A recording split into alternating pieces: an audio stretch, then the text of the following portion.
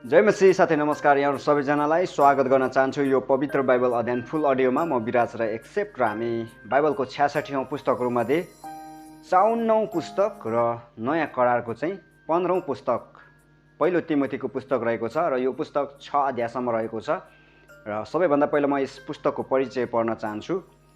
तिमोथी लुस्त्रा भन्ने सहरका एकजना जवान मानिस थिए। लुस्त्रा अहिलेको टर्कीको दक्षिण भागमा पर्थ्यो। तिनी पावल प्रेरितका प्रिय साथी र सहयोगी थिए, जुन कुरा प्रेरित 16 अध्यायको 1 देखि 4 पदमा उल्लेख छ। तिनी पावलका सबभन्दा घनिष्ठ चेला थिए र पावल तिनलाई विश्वासमा मेरो साँचो बालक भन्थे, जुन कुरा पहिलो तिमोथी 1 अध्यायको 2 पदले बताउँछ। प्रेरितहरूका काम भन्ने पुस्तकमा बताइएका घटनाहरू भइसकेपछि मात्र पावलले तिमोथी र तीतसलाई यी पत्रहरू लेखेका थिए भन्ने बाइबलका धेरैजसो विद्वानहरूको विचार छ। यी विद्वानहरू भन्छन् कि रोममा 2 वर्षसम्म आफ्नै डेरामा कैदी भएर बसेपछि प्रेरित 28 अध्यायको 16 देखि 30 सम्म पावलले 1-2 वर्षका लागि छुटकारा पाएर अझै प्रचार गर्न विभिन्न ठाउँमा घुमे। यो पत्र लगभग ईस्वी सम्वत 63-65 मा लेखिएको थियो। त्यो बेला पावल बुढा भइसकेका हुनाले आफ्नो प्रेरितको अधिकार अब तिमोथी र तीतस जस्तै नयाँ अगुवाहरूलाई दिनुपर्छ भन्ने कुरा तिनलाई थाहा थियो। यो पत्र लेख्नुभन्दा पहिले पावलले तिमोथीलाई एफिससमा त्यहाँको क्रिस्चियन मण्डलीमा अगुवाई गर्न पठाएका थिए। 1 तिमोथी 1:3। तिमोथीलाई अगुवा हुनलाई उत्साह, अर्ती र आदेशहरू दिन पावलले यो पहिलो पत्र लेखी पठाएका हुन्। यसै कारण पावलको पालादेखि अहिलेसम्म मण्डलीका अगुवा र तिनीहरूको अधिकारमुनि बस्नेहरू सबैका लागि यो पत्र अति महत्त्वपूर्ण हुँदै आएको छ। तिमोथी र तीतसका पत्रहरूलाई पास्टरका पत्र भन्ने चलन पनि छ। पावलको जीवनको विषयमा अझ बुझ्नलाई रोमीहरूलाई पावलको पत्रको परिचय हेर्नुहोस्। सुरु गर्दैछौँ 1 अध्यायबाट। हाम्रो मुक्तिदाता परमेश्वर र हाम्रो आशा ख्रीष्ट येशूको आज्ञा अनुसार ख्रीष्ट येशूको प्रेरित पावलबाट विश्वासमा मेरो साँचो बालक तिमोथीलाई परमेश्वर पिता र हाम्रो प्रभु ख्रीष्ट येशूबाट अनुग्रह, कृपा र शान्ति मिलोस्। अर्को शीर्षक छ झुटा शिक्षाहरूका विरुद्धमा चेतावनी। माकेडोनिया जाँदा तिमीलाई अनुग्रह गरे झैँ तिमी एफिससमै बस र झुटा शिक्षा सिकाउने मानिसहरूलाई त्यसो नगर्नु भनी कडा आज्ञा देऊ। तिनीहरू अनुमानका कुराहरू मात्र बढाउने, दन्त्य कथाहरू र नटुङ्गिने वंशावलीहरूतिर नलागुन्, बरु विश्वासमा रहेको ईश्वरीय तालिमतिर लागुन्। हाम्रो आज्ञाको लक्ष्य प्रेम हो, जो शुद्ध हृदय, असल विवेक र निष्कपट विश्वासबाट आउँछ। कुनै मानिसहरू यी सबबाट बरालिएर फोस्रा तर्कहरूमा अल्मलिएका छन्। तिनीहरू व्यवस्थाका शिक्षक हुने इच्छा गर्छन्, तर आफैले बोलेका कुरा अथवा आफूले किटान गरेर भनेका कुरा तिनीहरू आफै बुझ्दैनन्। हामी जान्दछौँ कि यदि कसैले उचित रूपले पालन गर्यो भने व्यवस्था असल छ। हामी यो पनि जान्दछौँ कि व्यवस्था असल मानिसको निम्ति होइन, तर व्यवस्था भङ्ग गर्नेहरू र अनाज्ञाकारीहरूका निम्ति, भक्तिहीन र पापीहरू, अपवित्र र दूषितहरू, पितृघातक र मातृघातकहरूका निम्ति, ज्यानमाराहरूका निम्ति, व्यभिचारीहरूका निम्ति, पुरुषगामीहरूका निम्ति, अपहरणकारीहरूका निम्ति, झुटा बोल्नेहरूका निम्ति, झुटा गवाही दिनेहरूका निम्ति र सत्य सिद्धान्तका विरुद्धमा भएका अरू यस्तै कुराहरूका निम्ति हो। यो मलाई सुम्पिएका परम धन्य परमेश्वरको महिमित सुसमाचार अनुसार छ। अर्को शीर्षक छ पावललाई प्रभुको अनुग्रह। मलाई सामर्थ्य दिनुहुने ख्रीष्ट येशू हाम्रो प्रभुलाई म धन्यवाद दिन्छु, किनभने आफ्नो सेवामा नियुक्त गरेर उहाँले मलाई विश्वासयोग्य ठान्नुभयो। अगाडि मैले निन्दा गरेँ, खेदो गरेँ र उहाँको अपमान गरेँ, तर मैले यी अजान र अविश्वासमा गरेको हुनाले मैले कृपा पाएँ। ख्रीष्ट येशूमा भएको विश्वास र प्रेमको साथ मेरो निम्ति हाम्रो प्रभुको अनुग्रह प्रशस्त मात्रामा उर्ली आयो। यो वचन हर प्रकारले ग्रहणयोग्य छ कि पापीहरूलाई उद्धार गर्न येशू ख्रीष्ट संसारमा आउनुभयो र पापीहरूमा म सबैभन्दा मुख्य हुँ। तर यसकारण मैले कृपा पाएँ कि पापीहरूमा सबैभन्दा मुख्य भएर पनि मद्वारा येशू ख्रिस्टले आफ्नो असीम धैर्य प्रकट गर्न सकुन्, ताकि उहाँमाथि विश्वास गरेर अनन्त जीवन पाउनेहरूका लागि म एउटा उदाहरण बन्न सकूँ। युग युगका राजा, अविनाशी र अदृश्य एकमात्र परमेश्वरलाई आदर र महिमा सदा सर्वदा होस्। आमेन।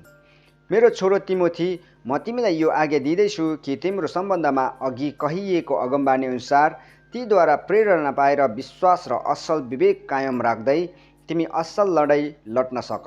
विश्वास र स्वच्छ विवेक कायम राख। कुनै कुनै मानिसले विवेकलाई इन्कार गरेर आफ्नो विश्वासको जहाज डुबाएका छन्। तीमध्ये हुमेनियस र अलेक्जेन्डर हुन्, जुनहरूलाई निन्दा नगर्नु भन्ने कुरा सिकुन् भनेर मैले शैतानको हातमा सुम्पेको छु। 2 अध्यायमा आइपुगेका छौँ। शीर्षक छ आराधनाको निम्ति शिक्षा। सर्वप्रथम म आग्रह गर्दछु कि सबै मानिसहरूका निम्ति नम्र निवेदन, प्रार्थना र मध्यस्थ बिन्ती र धन्यवाद चढाइउन्, राजाहरू र सबै उच्च पदमा भएकाहरूका निम्ति पनि, ताकि हामी निर्धक्क र शान्तिपूर्ण भएर हर प्रकारले धार्मिक र आदरणीय जीवन बिताउन सकौँ। हाम्रा मुक्तिदाता परमेश्वरको दृष्टिमा यो असल र ग्रहणयोग्य छ।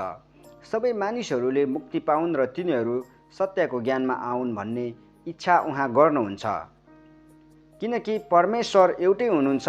परमेश्वर र मानिसहरूका बीचमा मध्यस्थ पनि एउटै हुनुहुन्छ, मानिस ख्रिस्ट येशू। उहाँले सबैका छुटकाराका मोलको निम्ति आफैलाई सुम्पिदिनुभयो, जुन कुराको गवाई ठिक समयमा दिइयो।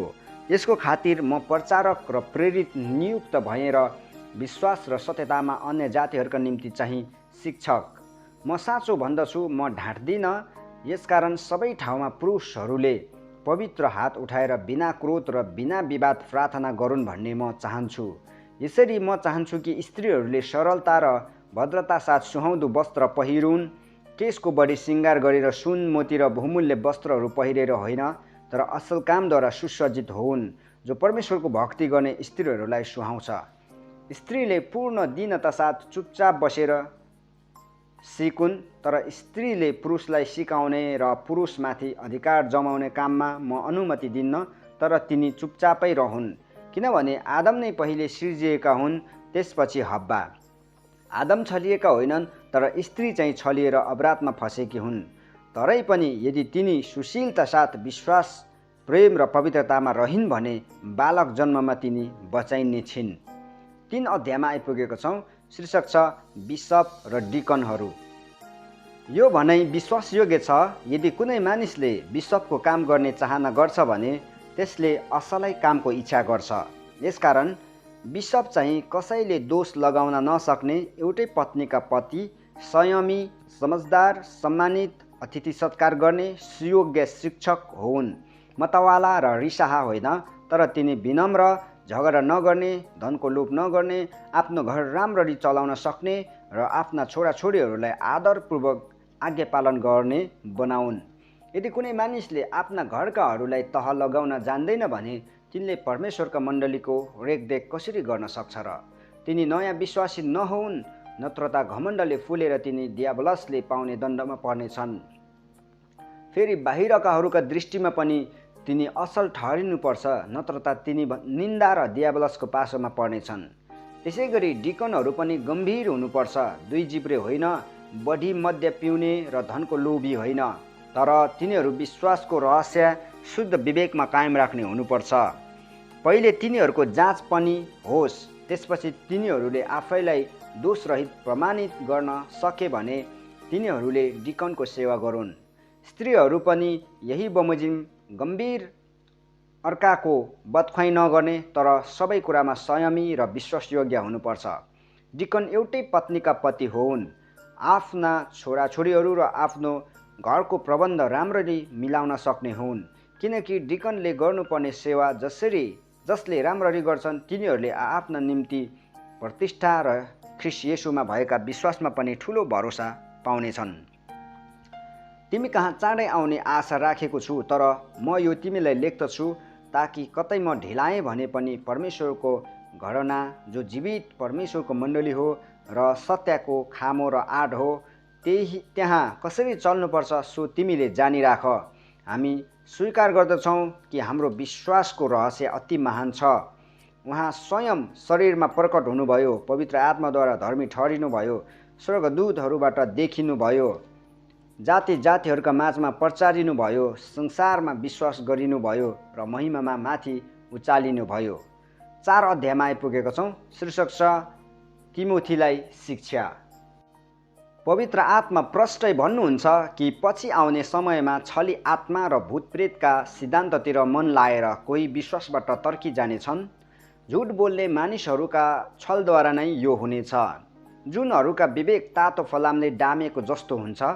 तिनीहरू विवाह निषेध गर्छन्। विश्वास गर्नेहरू र सत्य जान्नेहरूले धन्यवाद साथ ग्रहण गर्नुपर्ने परमेश्वरले सिर्जनु भएका भोजनहरूबाट अलग्ग बस्ने आदेश दिन्छन्। परमेश्वरले सिर्जनु भएको हरेक कुरा असल छ र धन्यवाद साथ ग्रहण गरे कुनै थोक पनि इन्कार गरिनु पर्दैन, किनभने त्यो परमेश्वरको वचन र प्रार्थनाले चोखो तुल्याइन्छ। यदि तिमीले भाइहरूका सामु यी शिक्षा राखिदियौ भने तिमीले अनुसरण गरेका असल सिद्धान्त र विश्वासको वचनमा पुष्ट भएर तिमी ख्रीष्ट येशूका असल सेवक हुनेछौ। भक्तिहीन र अर्थहीन कथाहरूदेखि एकदमै अलग बस, बरु आफैलाई भक्तिमा तालिम देऊ, किनभने शारीरिक तालिम केहीसम्म लाभको हुन्छ, तर ईश्वर भक्ति चाहिँ हर प्रकारले लाभदायक हुन्छ, किनकि यसमा वर्तमान र भविष्यत जीवन दुवैको निम्ति प्रतिज्ञा रहेको छ। यो भनाइ निश्चित छ र सम्पूर्ण रूपले ग्रहणयोग्य छ, किनकि यस उद्देश्यले हामी परिश्रम र प्रयत्न गर्दछौँ, किनकि हाम्रो आशा जीवित परमेश्वरमा राखिएको छ, जो सबै मानिसका विशेष गरी उहाँमाथि विश्वास गर्नेहरूका मुक्तिदाता हुनुहुन्छ। यिनै कुराको आज्ञा देऊ र सिकाऊ। जवान छौ भन्दैमा कसैले तिमीलाई तुच्छ नठानोस्, तर विश्वासीहरूका अघि बोली वचन, आचरण र प्रेममा, विश्वासमा र शुद्धतामा तिमी एक उदाहरण बन। म नआउन्जेलसम्म धर्मशास्त्र पाठ गरी सुनाउनमा, प्रचार गर्नमा र शिक्षा दिनमा ध्यान देऊ। तिमीसँग भएका वरदानको अवहेलना नगर, जुन वरदान एल्डरहरूले तिनीहरूका हात तिमीमाथि राख्दा अगमबानीद्वारा तिमीलाई मिलेको थियो। यी कर्तव्यहरू पालन गर, तिनीहरूमा नै लागि बस, ताकि तिम्रो प्रगति सबैले देखुन्। आफ्नो विषयमा र आफ्नो शिक्षाको विषयमा होसियार बस, यी कुरामा लागिरह। यसो गर्नाले तिमीले आफैलाई र शून्यहरूलाई समेत बचाउनेछौ। 5 अध्यायमा आइपुगेका छौँ। शीर्षक छ विधवा एल्डर कमाराहरूबारे सरसल्लाह। वृद्ध मानिसलाई नहप्काऊ, तर तिनलाई बाबुलाई जस्तै गरी सम्झाऊ। आफूभन्दा सानाहरूसँग भाइ समान व्यवहार गर। वृद्ध स्त्रीहरूसँग आमाझै र युवतीहरूसँग चाहिँ सम्पूर्ण पवित्रता साथ बहिनी समान व्यवहार गर। जो साँच्चै नै विधवा हुन् तिनलाई आदर गर। कुनै विधवाका छोराछोरी वा नाता नातिनाहरू छन् भने तिनीहरूले सर्वप्रथम आफ्नै परिवारप्रति आफ्नो धार्मिक कर्तव्य पालन गर्न सिकुन् र आफ्ना मातापिताका उपकारको ऋण चुकाउन सकुन्, किनकि यो परमेश्वरको दृष्टिमा ग्रहणयोग्य हुन्छ। तर जो साँच्चै नै विधवा हुन् तिनको कोही छैन भने तिनले परमेश्वरको आशा राख्दछिन् र रात दिन नम्र निवेदन र प्रार्थनामा लागिरहन्छन्। तर यदि तिनी सुख विलासमा मस्त रहन्छन् भने त तिनी जीवित भएर पनि मरेकी तुल्य हुन्। तिनीहरूलाई यी कुराको आज्ञा देऊ, ताकि तिनीहरू दोषरहित होउन्। यदि कसैले आफन्तहरूको र विशेष गरी आफ्नै परिवारको पालन पोषण गर्दैन भने त त्यसले विश्वासलाई इन्कार गर्दछ र विश्वास नगर्नेहरू भन्दा पनि खराब हुन्छ। 60 वर्षदेखि माथिकी विधवा जसको एकचोटि मात्र विवाह भएको थियो तिनलाई मात्र विधवा सूचीमा राख। साथै तिनले असल काम गरेकी, छोराछोरीहरू हुर्काएकी, परदेशीहरूको सत्कार गरेकी, सन्तहरूका खुट्टा धोएकी, दुखीहरूको उपकार गरेकी र जुनसुकै पनि असल काममा ध्यान दिएकी साबित हुनुपर्छ। तर कम उमेरका विधवाहरूको नाउँ चाहिँ विधवा सूचीमा नलेख, किनकि जब तिनीहरूको काम वासनाले तिनीहरूलाई ख्रीष्टबाट टाढा लान्छ तब तिनीहरूले विवाह गर्ने इच्छा गर्छन्। यसरी आफ्नो पहिलो बाचा भङ्ग गरेको कारण तिनीहरू दण्डमा पर्छन्। त्यसबाहेक तिनीहरू घर घर डुल्ने भई अल्छी गर्ने मात्र होइन, तर कुराउटे अर्काको काममा हात हाल्ने, बोल्नु नहुने कुराहरू बोल्ने हुन्छन्। यसकारण कम उमेरका विधवाहरूले विवाह गरून्, छोराछोरीहरू पाउन्, घरबार सम्हालुन् र विरोधीहरूलाई हाम्रो बदनाम गर्ने मौका नदेऊन् भन्ने म चाहन्छु, किनकि कोही कोही त अघि नै शैतानतर्फ गएका छन्।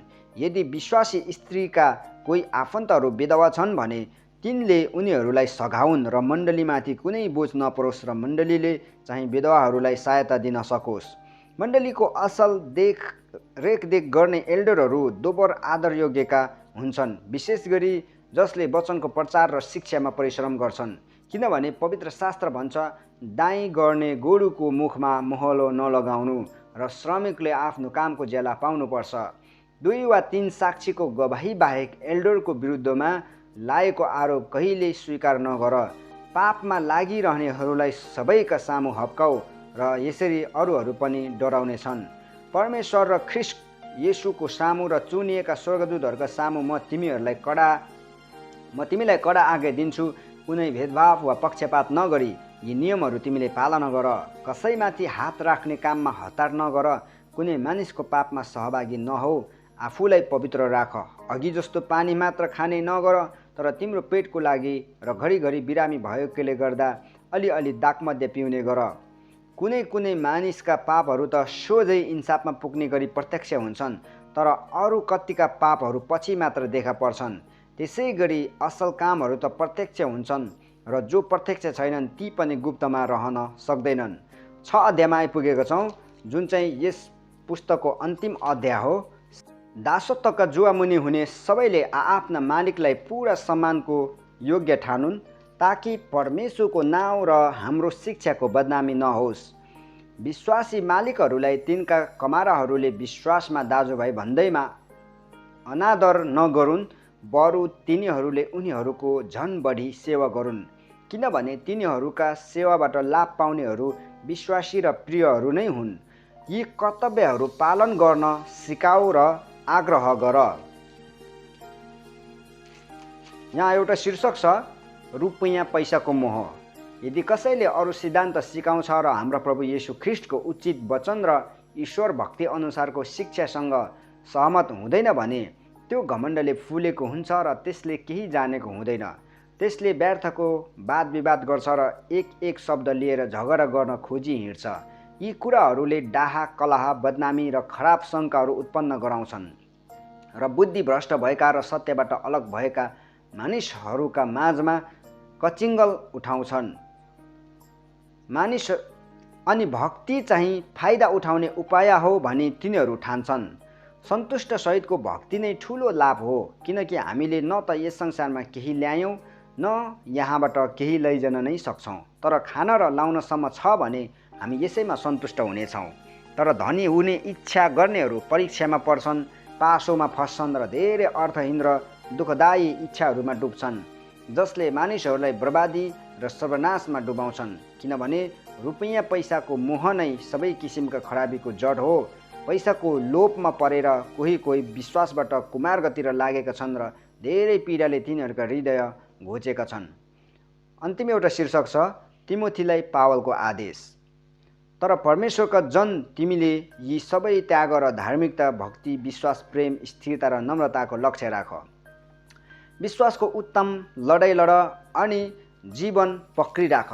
यसैमा तिमीलाई बोलावट भएको थियो, जब तिमीले धेरै साक्षीहरूका उपस्थितिमा तिम्रो विश्वासको असल साक्षी दिएका थियौ। सबै थोकलाई जीवन दिनुहुने परमेश्वर र पन्तियस पिलातसको अगाडि असल गवाई दिनुहुने ख्रीष्ट येशूको सामुन्ने म तिमीलाई आदेश दिँदछु कि प्रभु येशू ख्रीष्ट देखा नपरुन्जेल यस आज्ञालाई कलङ्क र अपवादबाट अलग राख। अनि धन्य र सर्वोच्च राजाहरूका महाराजा, प्रभुहरूका महाप्रभुले उचित समयमा ख्रीष्टको आगमनलाई प्रकट गर्नुहुनेछ। उहाँमा नै अमरत्व छ र उहाँ त्यस ज्योतिमा बास गर्नुहुन्छ जसको नजिक कोही जान सक्दैन। उहाँलाई कुनै मानिसले कहिले देखेको छैन, न त देख्न सक्छ। उहाँलाई नै आदर र पराक्रम सदा सर्वदा होस्। आमेन। यस संसारका धनीहरूलाई घमण्डी नहुने आज्ञा देऊ र अनिश्चित सम्पत्तिमा होइन, तर हामीलाई हरेक थोक प्रशस्तसँग उपभोग गर्न दिनुहुने परमेश्वरमाथि तिनीहरूले आशा राखुन्। तिनीहरूले असल कार्य गरून् र असल कामहरूमा धनी, उदारचित्त र दानी होउन्। यसरी आफ्नै लागि भविष्यको असल जग बसाल्न सकुन्, ताकि तिनीहरूले त्यो जीवन पक्रिराखुन् जो साँच्चै नै जीवन हो। तिमोथी, जे तिमीलाई सुम्पिएको छ त्यो सुरक्षित राख। भक्तिहीन गन्थन र खण्डनहरू जो झुटो ज्ञान हो तिनलाई परित्याग गर।